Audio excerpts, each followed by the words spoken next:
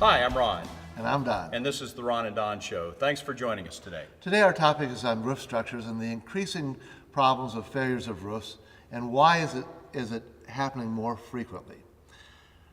Back a number of years ago, I was replacing a roof in a southern coastal community where we had a multi-ply built-up roof system with ballasts on top of it. Early in the morning, they were sweeping the ballast and shoveling the ballast rocks off that roof, and in one corner, one of the workers was doing that, and he piled up his ballast, picked up a shovelful, and his 300 plus pounds plus the entire ballast pile ended up in the corner booth of the bar.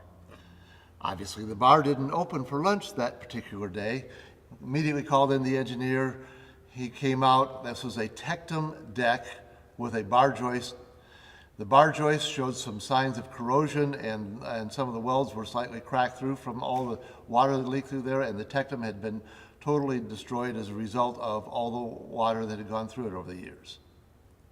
Another restaurant in the south was built before World War II as a garage, not intended as a restaurant. It was converted to a restaurant, and not a lot was done when it was converted in the 90s and early 2000s, somewhere around there, to a restaurant. They didn't put in much structure up above, and they threw a bunch of air conditioners, exhaust fans, make-up air, and condensing units on the roof.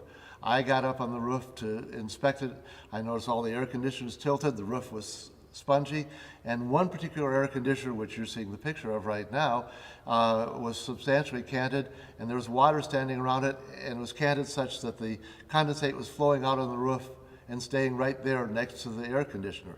And you can see a high water mark from when it rained, it built up. Fortunately, the atmosphere was evaporating a lot of that condensate water, but it was several inches deep. And that air conditioner was going to be ending up in the middle of the dining room very shortly.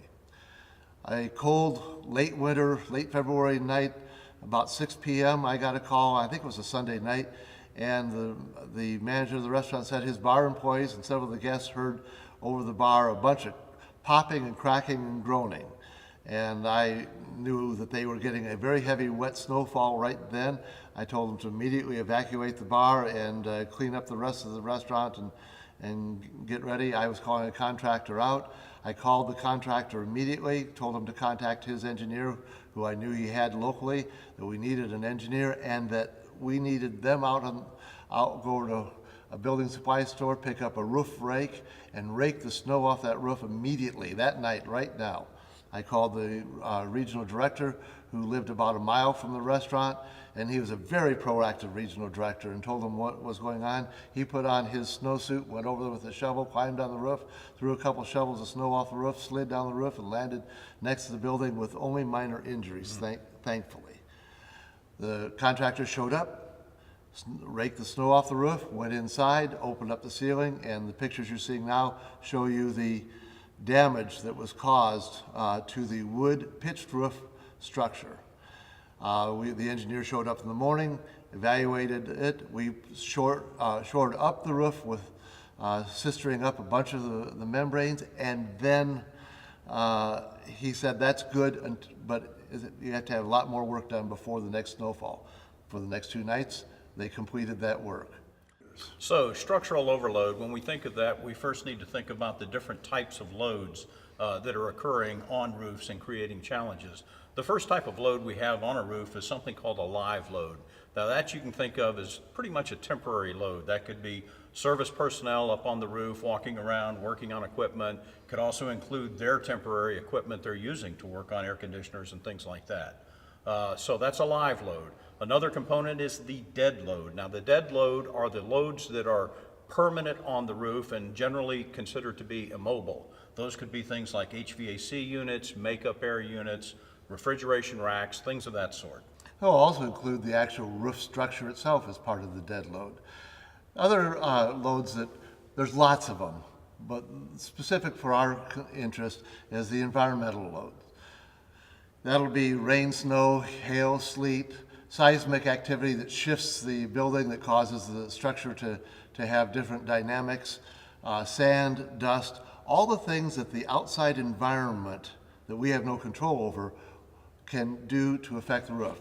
Now, there's lots of other loads, and the one I keep joking about is the aircraft load. So when the helicopter with the concept president comes in and lands on your roof, it's got to be designed to handle the aircraft load.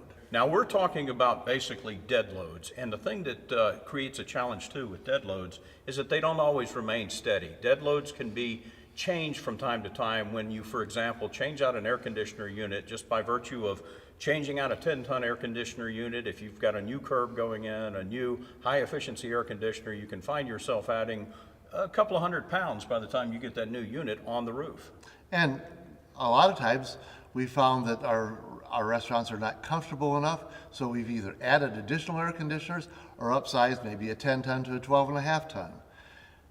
Every time, that's adding more dead load to the roof that wasn't originally engineered into that roof. Another way we add dead load is to do roof overlays. If you imagine that you are adding another layer of roofing over the top of what is the existing layer of roofing, then you're adding, again, even more weight. In that case, it could be as much as several thousand pounds. And think about this. If you go up there and have the roofer do a patch of maybe 20 by 30 feet with a single ply membrane put down, that's going to add several hundred pounds right there. And let's say you do that 2 or 3 spots in a roof. You can add up to 1,000 pounds of roof repairs alone added to the roof over what was originally there. On top of that, you have all kinds of other things that can be happening on your roof with absorption of moisture in the insulation, which that adds weight that has to be carried by the structure. So too, for structural overload, we also want to consider the bar joist. Bar joists in buildings can be damaged or lose their structural integrity by either heat from a fire that may have occurred in the restaurant, or frankly from corrosion that can occur to the bar joists themselves and cause them to lose some of their structural integrity. And we talked about that in the examples we gave at the start, where that bar joist was rusted and the welds did crack. We also have other opportunities for problems. In wood structures, you could have termite and pest infestations, which will reduce the structural integrity of all of the elements. More challenges with dead loads are roof drains. If roof drains are partially clogged or completely clogged, you've got all that excess water on the roof that's not getting off, and that too is creating that dead load. When you have snow and ice and all kinds of other loads, including sand in the some southwest communities that end up on the roof, that'll deflect the roof as well. And that then prevents the roof, which has a natural pitch in it, even a flat roof, to the drainage, to lose that natural pitch. And it can actually have a ponding effect where you don't want it, and it'll build up more and more water, and you take the roof past this critical phase.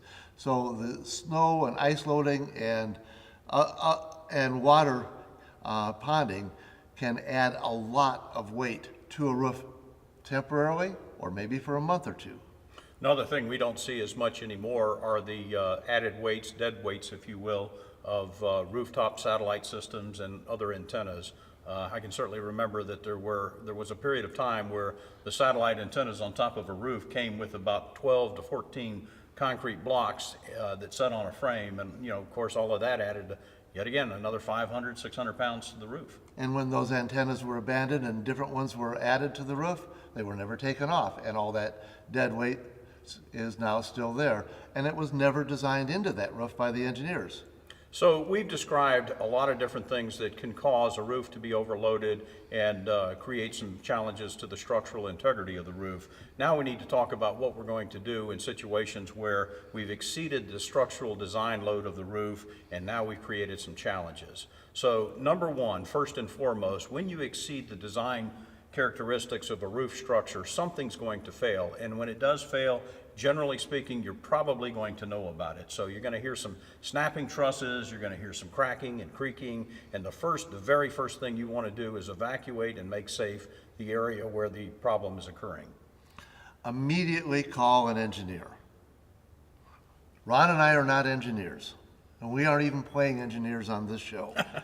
We are experienced in having had lots of situations that we can talk about, but every time we got into a problem with roofs, the first person we called is an engineer. If you take the examples that we give you and just apply them, they may not work for your situation, and they may actually be detrimental. No matter what, the first thing you do after you get the building evacuated is call an engineer and then find a way to reduce the load and shore up, if possible, if it's safe to go in, shore up that roof using whatever timbers that are necessary, lolly columns, spreading the load on the floor underneath where you put a lolly column so it doesn't, and make sure if you're in a multi-story building that you're over a beam underneath to take that load that's being transferred down through. But the engineer will tell you what has to be done beyond whatever temporary that you've already done for temporary and for permanent restoration. So as we mentioned at the start of this show, this is a two-part series on structural overload, and we've come to the end of the first part, and what I'd like to do is encourage you to join us again next week, where we're going to take back up from here. Now that we've identified the reasons for the problem, we've identified that we've got a problem, we're going to talk about what we need to do. I'm Ron. And I'm Don. Thanks for joining us today.